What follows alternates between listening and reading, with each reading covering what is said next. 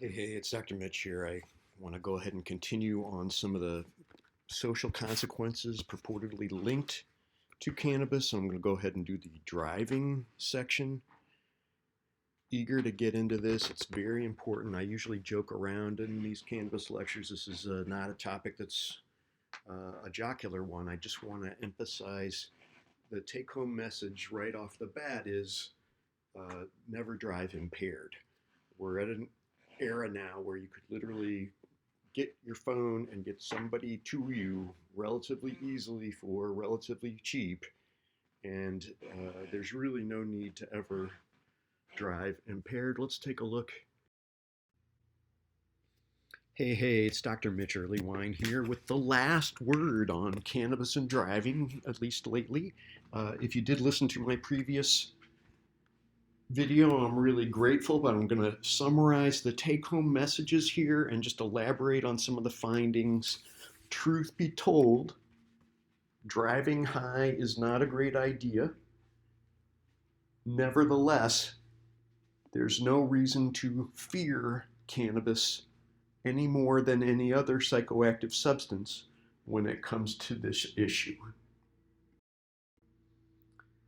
So yeah, there's no increased risk for road trauma if you do the studies the way they should be done. That is, if you're testing folks with blood levels in their THC, no significant crash risk versus other drugs, right? We're talking about modest increases in risk compared to folks who are drug-free and literally smaller effects when compared to some of the over-the-counter drugs. So the key is, yes, THC does alter some driving-related cognitive and motor tasks. We do see increases in the reaction time in complex tasks in the lab, but those don't really generalize to driving very well. And then on studies where there's a simulation, where there's a driving in the lab on a machine, we see larger effects than we do in studies where there's driving actually out on the road. These are still something to be mindful of.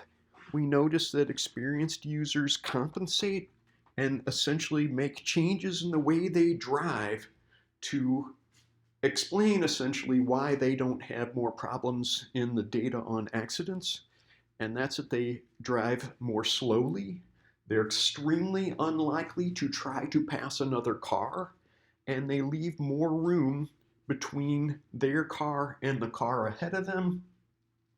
I should also add they increase their stopping distance, so they're more likely to start stopping as soon as they see a stop sign, giving themselves more time to slow down and stop, completely unlike alcohol, by the way.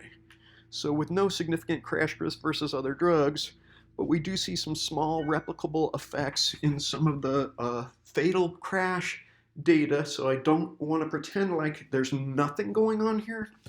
Let's make this illegal, as we should make all impaired driving illegal, whether it's from an over-the-counter drug, from cannabis, or from driving while too fatigued to drive. The urine screens are definitely irrelevant. Having THC metabolites in your urine may mean you literally have just had cannabis sometime in the previous month. That's no way to enforce this law. And per se laws have nothing to do with driving. There are people who have 5 nanograms per milliliter of THC in their blood who are absolutely functional. There are other folks who are super sensitive to it who would probably be impaired at that level. The reliability of the test is such that I don't even think that's a reasonable cutoff. Instead, let's move to, as imperfect as they may be, behavioral measures. Have somebody do a roadside sobriety test, make sure they can pass that, and they're fine. If they can't, they should be penalized regardless of the source of the problem. So my take-home message, don't drink and drive. Definitely alcohol is horrible for driving almost at any blood alcohol concentration, but as low as 0.02 we see modest deficits that are really rough. And don't drive high, but drive as if you were. Do the things that high people do. Go slower. Leave more space between your car and the car in front. Make sure you start stopping as soon as you see a stop sign. Are these meaningful changes? The only replicable change seems to be that folks have trouble staying right in the center of the lane after cannabis, but we just don't want to take that risk.